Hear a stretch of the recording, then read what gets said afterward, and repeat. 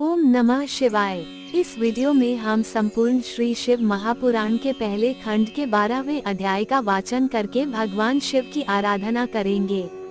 ब्रह्मा जी ने कहा, हे नारद, अब मैं तुमसे उस सृष्टि का वर्णन करता हूँ जो समागम से उत्पन्न होती है। यद्यपि मैंने अनेक प्रयत्न किए, परंतु मुझे दृढ़ शक्ति की प्राप्ति नहीं हुई। ये देखकर मैंने अपनी संपूर्ण इंद्रियों को वश में करके भगवान सदाशिव की पुनः पूजा की, क्योंकि उनकी प्रसन्नता के बिना कोई भी कार्य पूरा नहीं होता है। शिवजी ने इस पूजा से प्रसन्न होकर पुनः दर्शन दिया। उस समय उनका शरीर अर्धांगी था, अर्थात उनके दाहिने और आधे भाग में तो सदाशिव का पुरुष शरीर था और बाईं और आधे भाग में महारानी जगदम्बा का स्त्री रूप था। आधे मस्तक पर जटाएं थीं और आधे पर घुंघराले सुंदर केश थे। एक ओर ललाट पर त्रिपुंड लगा हुआ था और दूसरी ओर बिंदी चमक रही थी। एक ओर डमरू की ध्वनि थी और दूसरी ओर घुंघरू का मधुर स्वर।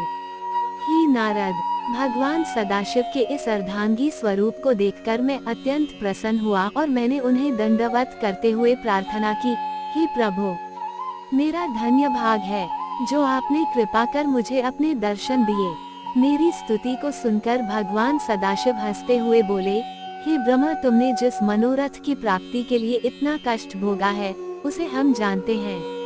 तुम्हारी अभिलाषा अधिक संतान उत्पन्न करने की है। इतना कहकर भगवान सदाशिव शक्ति से अलग हो गए। उस समय मैंने शक्ति की महिमा का वर्णन करते हुए कहा, हे महारानी, मैंने आपकी आज्ञा से सृष्टि उत्पन्न करने की चेष्टा की, परंतु वो अधिक नहीं बढ़ी।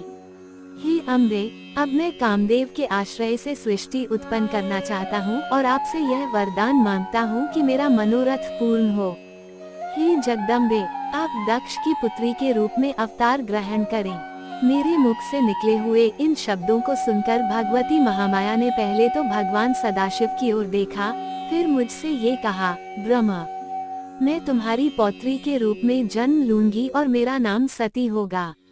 जिस समय राजा रक्ष भगवान सदाशिव का अपमान करेगा, उस समय मैं अंतर्धान हो जाऊंगी। इतना कहकर वे शक्ति स्वरूपा जगदम्बा पुनः श्री सदाशिव के शरीर से संयुक्त हो गईं। तब भगवान भूतभावन भी अंतर्धान हो गए। इसी के साथ श्री शिव महापुराण के पहले खंड का 12वां अध्याय संपन्न हुआ। ओम नमः शिवाय।